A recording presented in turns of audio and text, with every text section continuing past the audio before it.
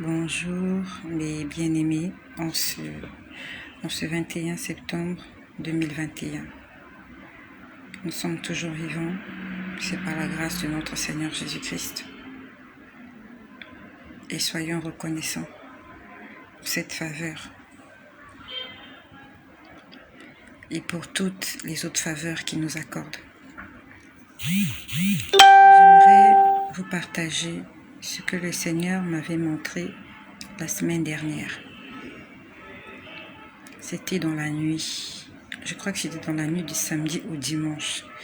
Si je me rappelle bien, c'était dans la nuit du samedi au dimanche dernier. Ce soir-là, le Seigneur m'avait beaucoup parlé. Et pendant que j'étais en train de prier, j'étais à genoux, en train de prier. C'est comme s'il avait fait un chemin et que j'étais sur ce chemin. Alors c'est difficile à expliquer, c'est vraiment difficile à expliquer. C'est comme s'il y avait un chemin et ce chemin-là en fait correspondait à un chemin. C'était un demi-cercle. J'ai essayé de faire un dessin. J'ai essayé de faire un dessin de comment était. Ça ressemblait à ça. Vous voyez? Ça ressemblait à ça. Et en fait, c'est comme si j'étais en train de faire un demi-cercle. Donc, c'est comme si je me suis promenée. C'est comme si je marchais.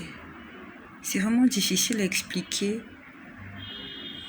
C'est vraiment difficile. J'ai du mal à vous expliquer comment ça s'est fait, mais j'avais l'impression que je marchais et je cherchais un endroit pour me reposer. Sauf que je ne trouvais pas. Et il faisait nuit.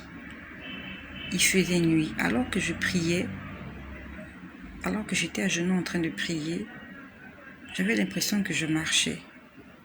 Et il faisait nuit. J'étais en train de chercher un endroit pour me reposer. J'ai marché, je n'ai pas trouvé d'endroit. Puis après, je suis arrivée quelque part. J'ai entendu une voix dire « Je suis la porte de la vie ». Et le chemin que j'avais fait ressemblait à ce chemin-là.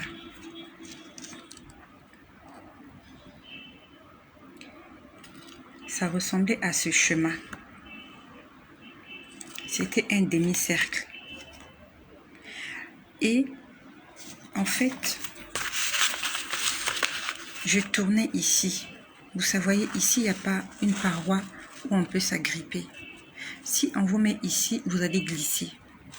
Si vous êtes ici, vous allez glisser. Si vous êtes ici, vous allez glisser. Le seul endroit où on peut être stable et debout, c'est ici. Et j'avais l'impression que j'avais fait ça. Je cherchais. J'étais en train de chercher. Je ne trouvais pas. Et quand j'arrive ici, je peux trouver... en fait, je pouvais voir qu'il y avait... Je ne sais pas comment je peux expliquer ça. Désolée. Il y avait une issue, voilà. Quand j'ai trouvé l'issue, j'ai entendu « Je suis la porte de la vie ». Jésus est en train de dire à quelqu'un aujourd'hui « Je suis la porte ». Tu cherches la vie, tout le monde a envie de vivre. Même si nous passons des moments difficiles, chacun de nous a envie de vivre. Et j'espère que toi qui m'écoutes, tu n'as pas des envies de suicide. J'espère que tu n'as pas envie de quitter cette terre parce que tout le monde a envie de vivre. Lorsqu'on se met à tirer quelque part, lorsqu'il y a la guerre, lorsqu'il y a des turbulences, tout le monde fuit. Pourquoi les gens fuient? C'est parce que les gens veulent vivre. Et je sais que toi aussi tu as envie de vivre. Jésus ce jour-là, il m'a dit, ce soir-là, il m'a dit, je suis la porte de la vie. Ça veut dire que si tu prends un autre chemin, tu ne trouveras pas la vie. Et quand il me disait ça, c'est comme si j'étais dans un endroit où il faisait noir. Et vraiment, j'étais en train de chercher quelque chose, mais je ne trouvais pas. J'avais l'impression que je tournais en rond. Mais c'était pas vraiment un cercle complet. J'avais fait un demi-cercle. Et ça ressemblait à ceci. Et c'est quand je suis arrivée ici qu'il m'a dit « Je suis la porte de la vie ». Il y a plusieurs d'entre nous, nous avons été trompés. Plusieurs d'entre nous, nous avons été trompés par de mauvaises doctrines, par des mensonges. La vérité se trouve dans la parole de Dieu. La vérité se trouve dans la Bible. Si tu veux connaître la vérité, il faut que tu lises la Bible. Les hommes là dehors, ils vont te tromper. Les doctrines dehors vont nous tromper. La religion va nous tromper. Les sectes vont nous tromper. Mais la parole de Dieu ne peut pas nous tromper. Et dans la parole de Dieu, Jésus-Christ dit « Je suis le chemin, je suis la vérité et je suis la vie. Personne ne vient au Père que par moi. » Nous sommes nombreux à réciter ce verset. Mais nous ne sommes pas nombreux à essayer de comprendre ce que dit ce verset. Ce verset dit que personne ne peut entrer au ciel si il ne passe pas par Jésus. Quand on parle de la Trinité, on parle du Père, du Fils et du Saint-Esprit. Il n'y a pas un autre nom. Il n'y a pas Marie dans la Trinité. Il n'y a pas les anges dans la Trinité. Il n'y a pas les saints dans la Trinité. Il n'y a pas les défunts dans la Trinité. Il n'y a pas le nom d'une idole dans la Trinité. Il n'y a pas le nom d'une église dans la Trinité. Allez et faites de toutes les nations les baptisants au nom du Père, du Fils et du Saint-Esprit. Ce sont les trois entités, ce sont les trois esprits supérieurs que nous devons vénérer. Tu dois adresser tes prières au Père. Tu dois adresser tes prières au Saint-Esprit. Et tu dois adresser tes prières au Fils. Le Fils, c'est Jésus. Le Saint-Esprit, c'est l'Esprit qui était descendu sur les apôtres le jour de la Pentecôte. C'est cet esprit-là qui me permet de prophétiser. Tous les messages que je vous donne, tous les partages que je vous donne, c'est le Saint-Esprit qui me le montre et qui me les enseigne. Je ne vais pas dans la Bible pour fouiller, pour réfléchir. Dès que je me mets à prier, je peux entendre. Je peux voir, on peut m'expliquer ou on peut reporter l'explication à plus tard. Quand je prie, je peux entendre des chansons, je peux entendre des musiques, je peux voir des gens chanter, je peux voir des gens danser. Je vous ai dit que samedi dernier, j'étais à une cérémonie de baptême, un baptême par immersion. Un baptême conforme au baptême de Jean-Baptiste. La Bible nous dit que Jean-Baptiste baptisait les gens dans le Jourdain. Le Jourdain, c'était un fleuve. Et que Jésus, lorsqu'il s'est fait baptiser aussi, il est allé dans le Jourdain. On l'a baptisé dans le Jourdain, dans l'eau. Donc toi qui m'écoutes, si ton baptême n'a pas été fait dans l'eau, si on ne t'a pas trompé dans l'eau, tu n'as pas été baptisé conformément à la parole de Dieu. Tu as été baptisé conformément aux doctrines des hommes. Il faut que tu puisses obéir à la parole de Dieu. Parce que c'est la parole de Dieu qui va nous juger. C'est la parole de Dieu qui va nous justifier. C'est la parole de Dieu qui va nous condamner. Le jour où tu vas comparaître devant le tribunal de Dieu, ne dis pas « Seigneur, je n'étais pas au courant ». Il faut que tu cherches par toi-même la vérité. La Bible nous dit, cherchez et vous trouverez. Frappez, l'on vous ouvrira. Demandez, on vous donnera. Qu'est-ce que toi tu cherches?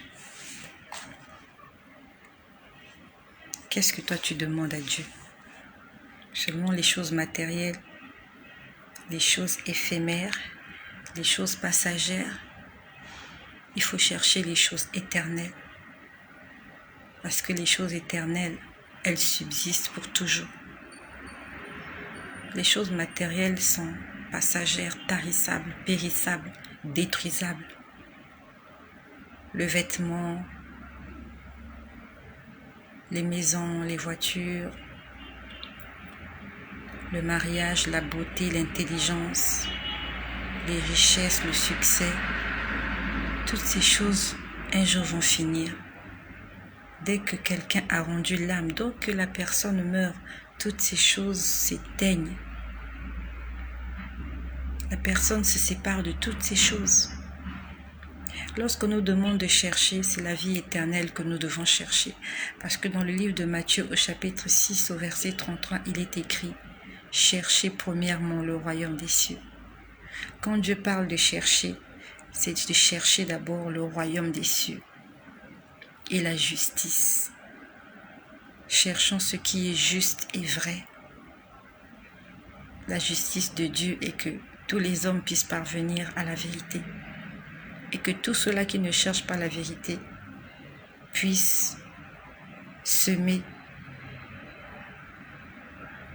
puissent récolter ce qu'ils ont semé. Ce soir-là, le Seigneur m'a dit, je suis la porte. Est-ce que tu n'adresses tes prières qu'à Jésus-Christ, le Fils de Dieu? Est-ce que tu invoques l'Esprit du Seigneur, le Saint-Esprit sur toi? Est-ce que tu adresses tes prières à Dieu le Père? Si tu ajoutes quelqu'un dans cette Trinité, ta formule est fausse. Ta prière n'est pas écoutée. Tes demandes ne seront pas exaucées. Change ta façon de prier. Jésus-Christ est le Fils de Dieu. Il est le seul médiateur entre Dieu et les hommes. La religion nous a trompés. Ils nous ont demandé d'adresser nos prières à une femme. Ils nous ont demandé d'adresser nos prières aux anges. Ils nous ont demandé d'adresser nos prières aux défunts. Ils nous ont demandé d'adresser nos prières à des gens qui sont morts. Quand tu lis l'histoire de Jésus, combien de fois Jésus-Christ a fait appel à sa mère? Combien de fois? Va lire la Bible, de Matthieu à Apocalypse. Va lire de Genèse à Malachie. Va lire de Genèse à Apocalypse. Combien de fois Jésus, quand il prêchait, il a dit « Attendez, je vais appeler ma mère ». C'est une fois sa mère qui l'a appelée parce qu'elle est incapable de faire quoi que ce soit. Aux noces de Canaan, c'est pas Jésus qui a appelé Marie. C'est Marie qui a sollicité Jésus pour faire le miracle. Ça veut dire que c'est Jésus la solution. Il a dit, je suis le chemin. Prends le chemin qui est court. Va directement chez Jésus. Ne cherche pas le chemin qui est long. Tu vas prier Marie, comme aux noces de Canaan. Tu vas aller voir Marie pour qu'elle aille voir Jésus, alors que tu as le numéro de téléphone de Jésus. Pourquoi tu veux te compliquer la vie? Pourquoi? Lorsque Jésus est sorti de l'eau, on dit que une voix se fit entendre disant, celui-ci est mon fils bien-aimé, en qui j'ai mis tout mon amour. Écoutez-le. À la montagne de la transfiguration, une voix se fit entendre devant les disciples qui étaient là alors que Jésus était en train de s'entretenir avec Élie et Moïse. La voix leur a dit, celui-ci est mon fils, écoutez-le. C'est Jésus qu'il faut écouter. C'est pas quelqu'un d'autre. Ne te laisse pas tromper par ce que les gens te disent.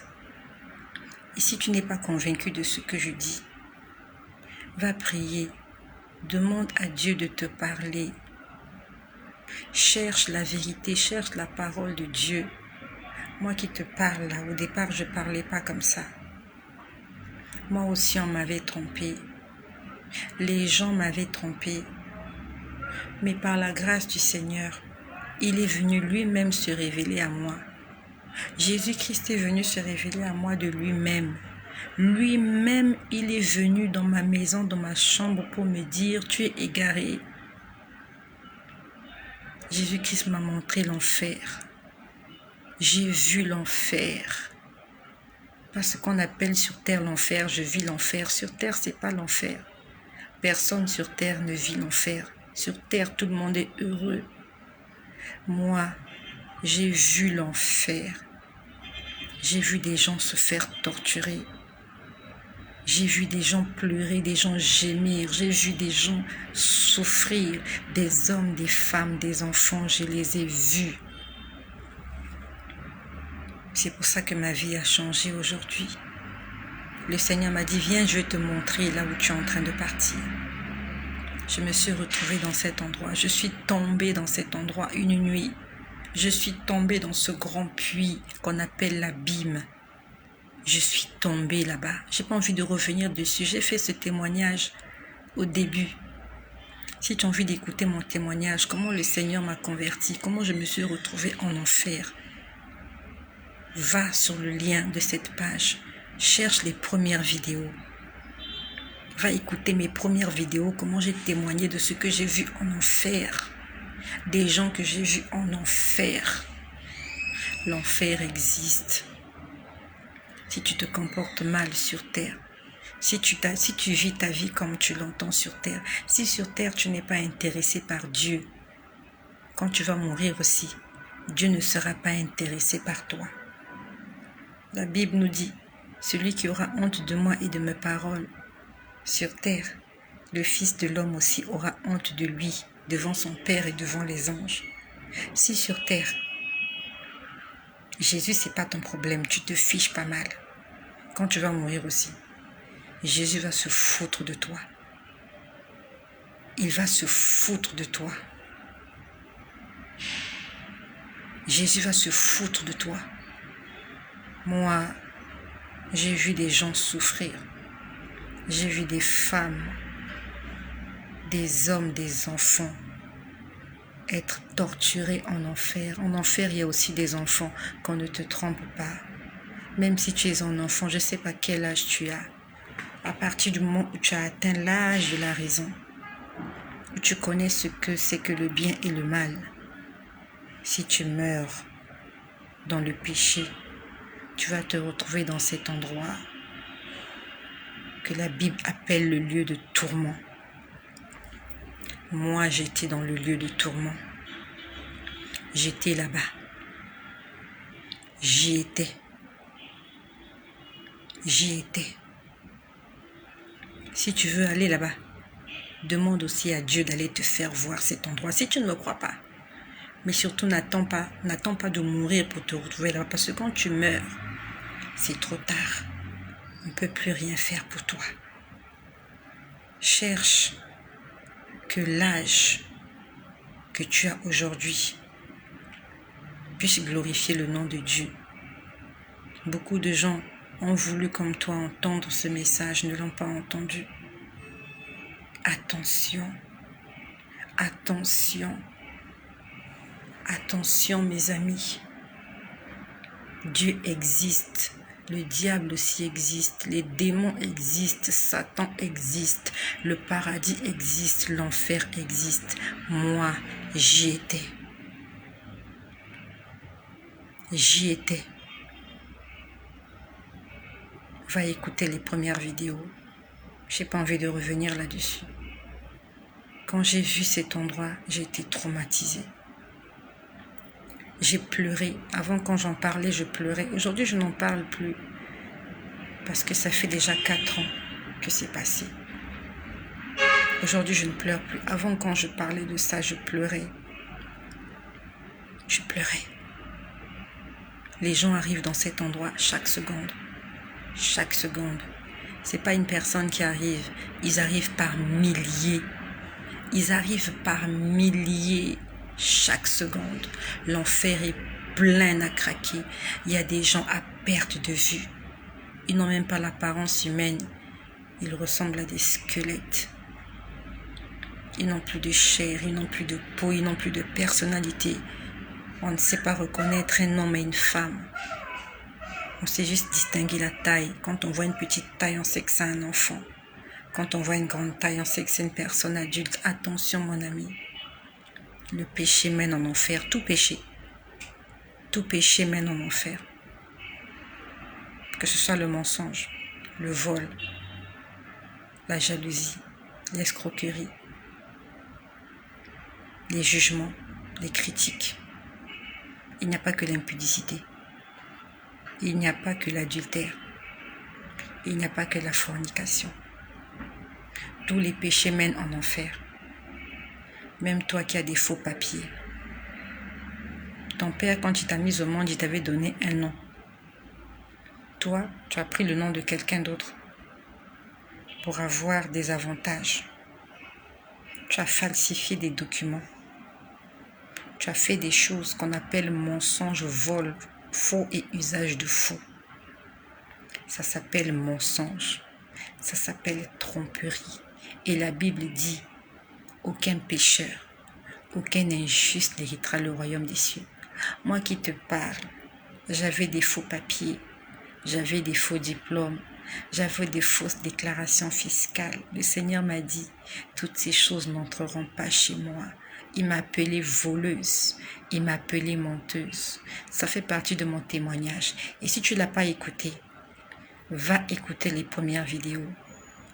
J'ai commencé par la genèse de ma vie avec le Christ. J'ai abandonné les faux papiers. J'ai abandonné les faux diplômes. Je me suis confessée. Je suis allée voir ma hiérarchie. Je leur ai dit, c'est faux, les dossiers que j'avais fait entrer. Le Seigneur est en train de me dire, de te dire ça. Toi qui m'écoutes, je sais que tu es là. Ne marche pas dans le faux. Notre Dieu est le Dieu de la vérité. Vivons dans la vérité. Marchons dans la vérité.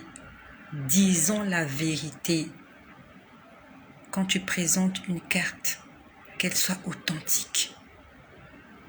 Si les hommes là dehors condamnent des hommes et des femmes pour faux et usage de faux, à combien plus forte raison Dieu? Si la terre, les hommes aussi méchants, aussi pervers que nous sommes, nous avons une justice, même si ce n'est pas une justice parfaite.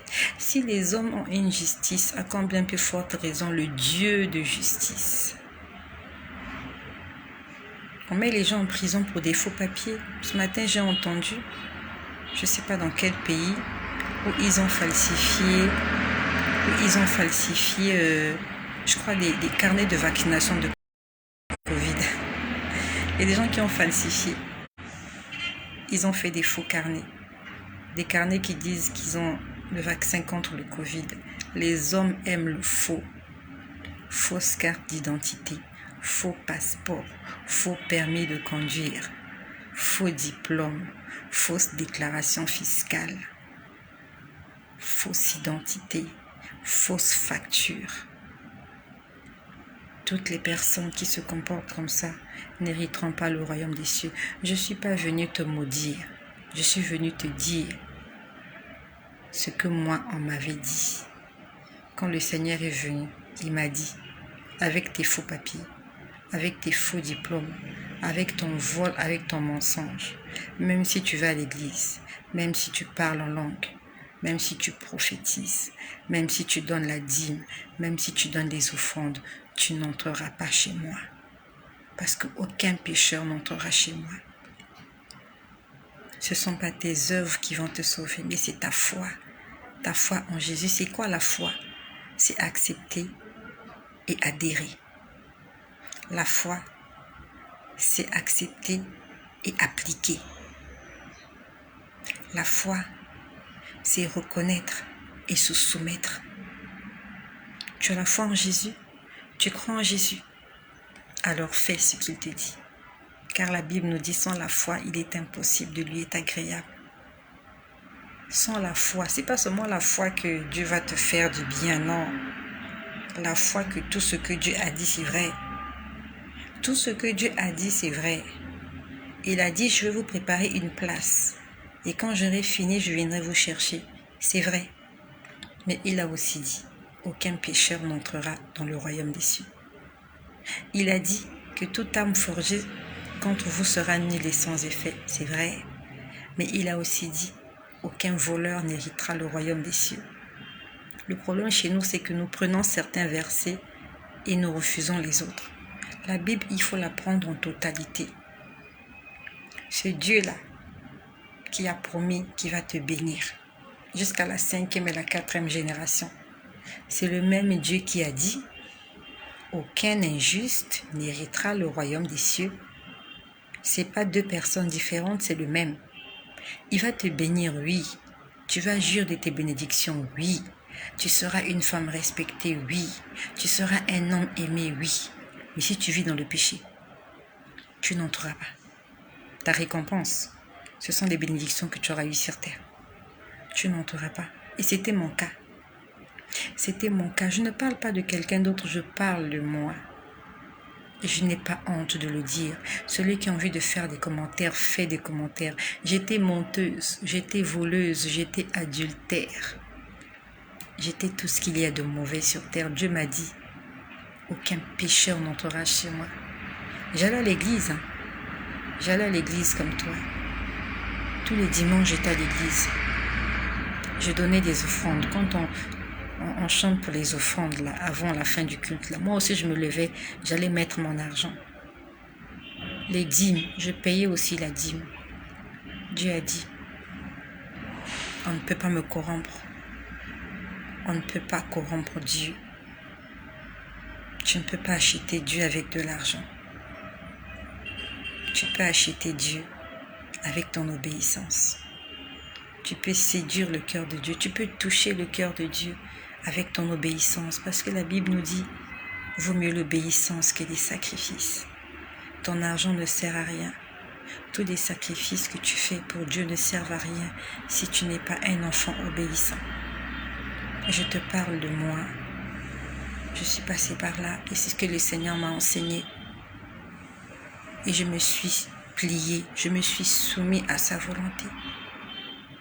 Il y a une polémique là qui passe sur les réseaux sociaux.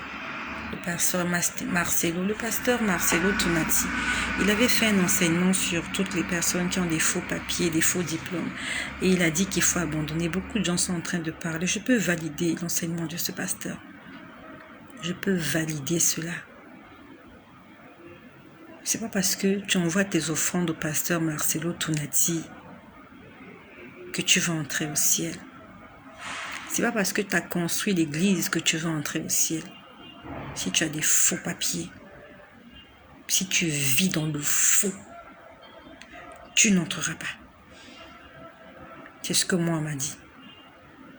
Est-ce que c'est ce que le Seigneur te dit aujourd'hui? N'attends pas de te retrouver de l'autre côté et de voir que la porte du ciel t'est fermée pour que tu te rendes compte que j'avais dit la vérité. Va lire la parole de Dieu. Et si tu n'as pas le temps, prie, demande au Seigneur de te confirmer que ce message, il est vrai. S'il est vrai, demande au Seigneur de te le confirmer. Moi aussi, je croyais que les offrandes que je donnais, les dîmes là, c'était les plus importantes. Dieu m'a dit non. Que les offrandes qu'on donne, c'est pour qu'il y ait à manger dans sa maison. Ça n'entre pas dans les caisses de Dieu. Tout ce que nous faisons là, sur terre, dans l'église, ce sont nos récompenses que nous allons récupérer au ciel. Nous sommes en train de s'aimer. Nous sommes en train de planter. Et un jour, nous allons récolter, non seulement au ciel, mais aussi ici sur la terre. Mais toutes ces choses ne sont pas des garanties pour la vie éternelle. Toutes ces choses ne sont pas des garanties pour la vie éternelle. Samson avait construit un temple à Dieu. Va le lire dans le livre de Rois. Samson avait construit un temple extraordinaire. Il y avait de l'or, il y avait des diamants, il y avait des pierres précieuses, il y avait du bois de qualité. C'était un temple qui faisait la fierté du peuple juif.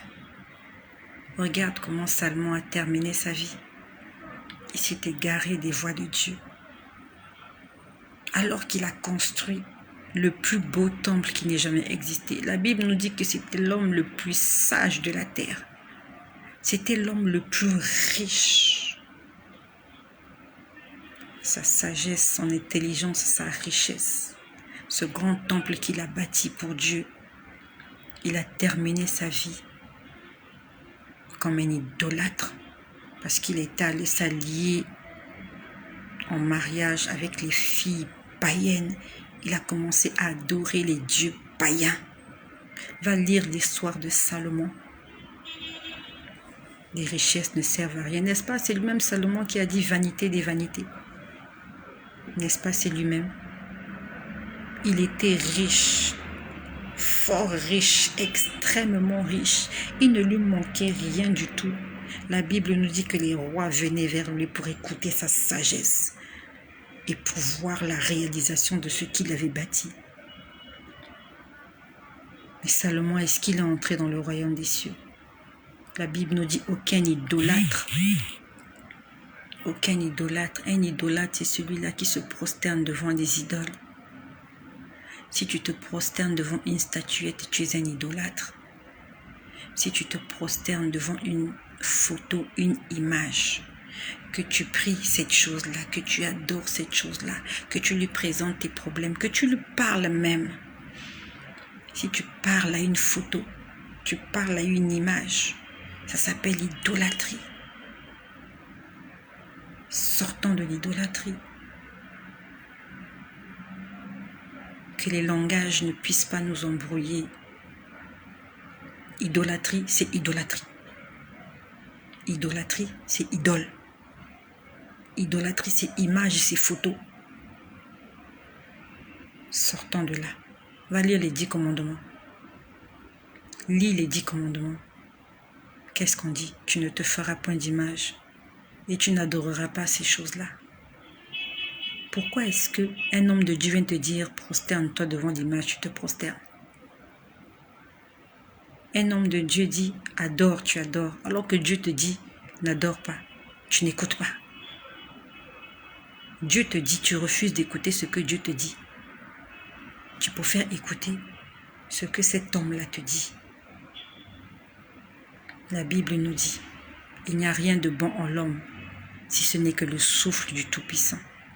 La Bible nous dit, le corps de l'homme est mauvais et tortueux par-dessus tout. Le cœur de l'homme est mauvais. Même un homme de Dieu peut te mentir. Un homme de Dieu peut te tromper. Le seul qui ne ment pas, c'est Dieu. Le seul qui ne trompe pas, c'est Dieu. Lis ta Bible et mets en pratique ce que la Bible te dit. La Bible nous dit, Jésus-Christ reviendra prendre son Église. C'est Jésus qui viendra prendre ses fidèles.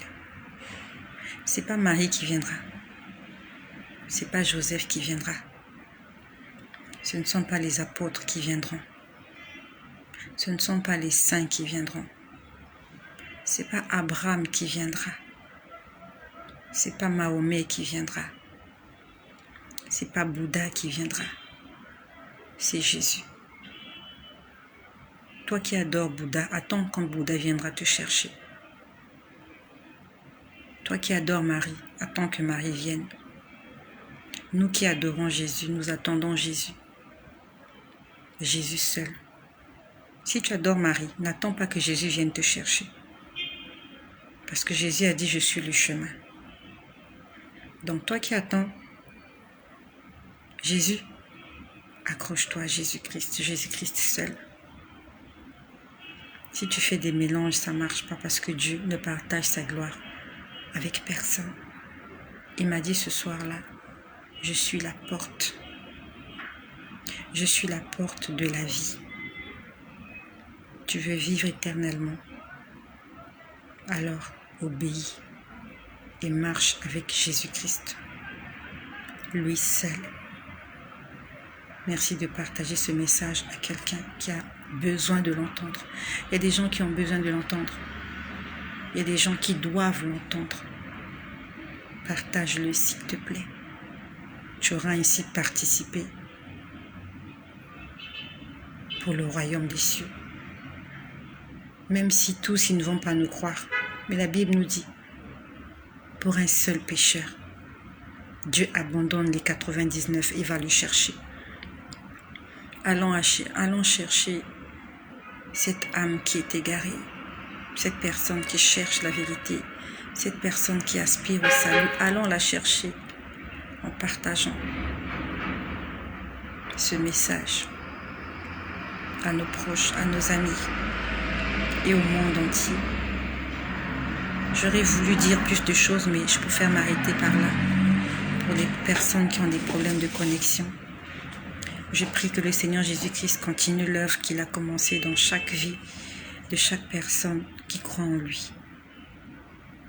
Sois béni et que le nom de Jésus-Christ aussi soit béni.